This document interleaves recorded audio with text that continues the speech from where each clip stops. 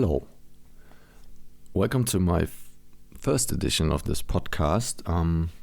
I will start out doing this podcast series by just reading the articles I've been writing, and later on maybe interview people and throw together some short stories and small radio plays, which is I have a few in store for you from my latest work. So this series I'm working on here, these articles of interest, which is where I react to pieces of social commentary or to scientific papers or to just articles.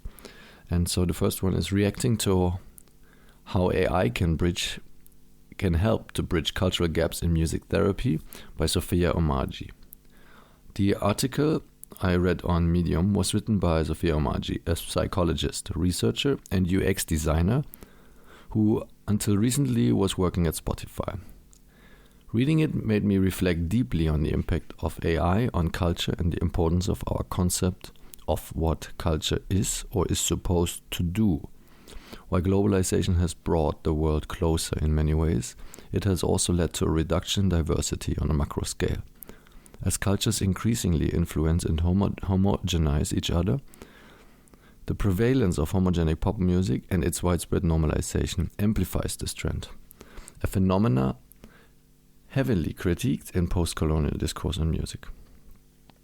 Interestingly, the referenced research suggests a more optimistic view of AI. It proposes that AI has the potential to carefully reflect cultural needs, acting as an impartial interpreter between professionals and their subjects and contexts, like music therapy. However, this also raises concerns about treating culture and worldview as commodities, effectively storing them within recorded artifacts of music. The term culture itself warrants scrutiny. Sama Mahanis Respektverweigerung, warum wir fremde Kulturen nicht respektieren sollten und die eigenen auch nicht, translates to denial of respect, why we should not respect foreign cultures and our own as well. Argues that the concept of culture often serves to highlight and preserve otherness rather than bridge gaps.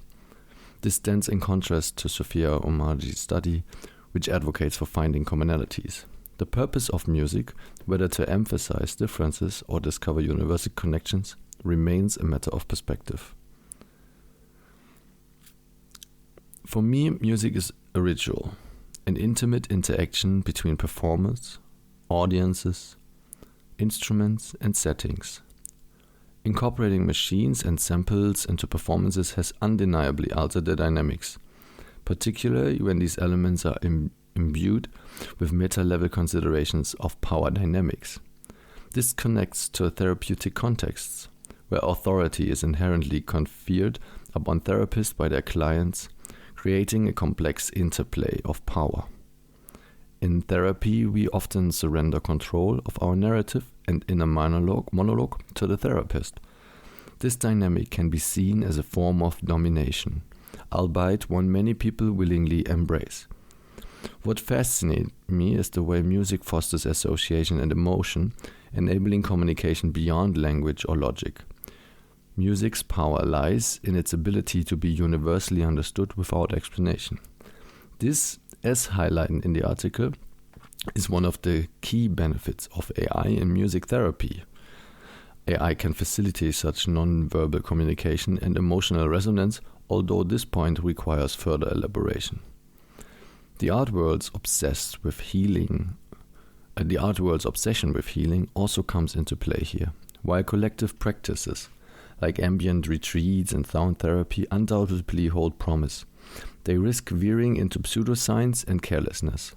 That said, if these practices genuinely help people and cause no harm, they are worth exploring.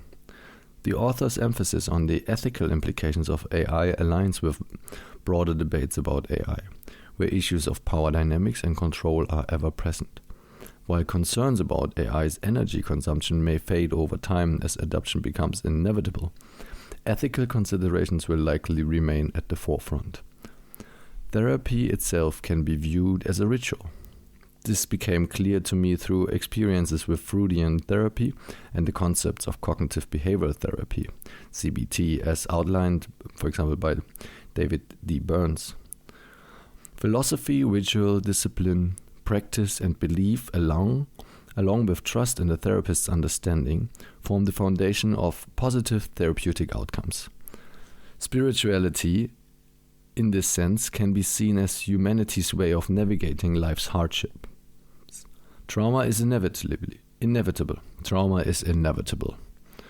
Sounds like the Borg. Trauma is inevitable.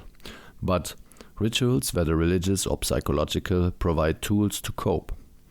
From shamanism to psychotherapy, rituals often incorporate music, a fact that underscores its universality and healing potential. This thread of thought, however, veers away from the AI argument, which I should circle back to for a stronger conclusion, but well, this is an opinion and reaction piece, so it's what you get. The author of the article has secured a position at Spotify, a company deeply rooted in the tech bro ethos. This connection between data science, psychology, and AI's potential as a game changer, hate this word, raises questions about whether such advancements drive human creativity or foster dependency. I'm building a career as an independent creator, so I'm asking you at the end of this podcast, if you want to help me, just subscribe to the newsletter on Substack. You can pick which sort of fields you want to be updated on. For example, you can pick subgenre music.